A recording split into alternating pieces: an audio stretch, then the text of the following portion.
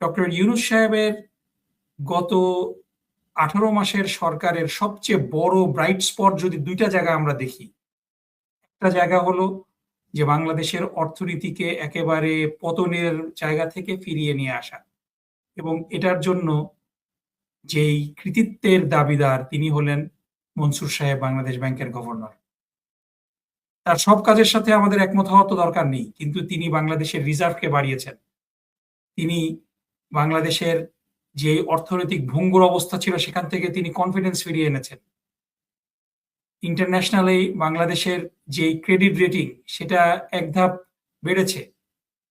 এই সব কিছু তিনি করেছেন, তিনি ব্যাংক রান প্রতিহত করেছেন। এই যে কাজগুলা তিনি করেছেন, এই কাজগুলার তো একটু কন্টিনিউটি দরকার ছিল। অবশ্যই নির্বাচিত সরকার এসেছে, সেই নির্বাচিত সরকার তাদের পছন্দসই ব্যক্তিকে বাংলাদেশ ব্যাংকের গভর্নর করবেন, এটাতে কোনো অসুবিধা নেই। কিন্তু এত তাড়াহুড়া করার দরকার কি ছিল? আরেকটা ব্রাইট স্পট ছিল হলো যে এই ফ্যাসিবাদী আমলে যারা খুন গুমের শিকার হয়েছে তাদের বিচার। আমরা দেখলাম যে তাড়াহুড়া করে সেই আইসিটির চিফ প্রসিকিউটরকেও সরিয়ে দেওয়া হলো, এবং এই দুই জায়গাতেই যাদেরকে নিয়োগ দেওয়া হয়েছে, এমন না যে বিএনপিতে যোগ্য লোকের অভাব রয়েছে।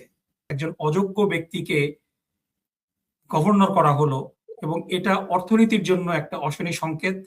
এবং এটার কারণে, এবং যেই পরিস্থিতিতে মনসুর সাহেবকে বাংলাদেশ ব্যাংক ত্যাগ করার পরিস্থিতি তৈরি করা হলো, একটা মব তৈরি করে, একজন ব্যক্তি যিনি বাংলাদেশকে একটা ধ্বংসের মুখ থেকে উদ্ধার করেছেন, তার প্রতি কোনো কৃতজ্ঞতা বোধ না থেকে তাকে একেবারে মব করে তাড়িয়ে দেওয়া, দিস ইজ এক্সট্রিমলি ব্যাড।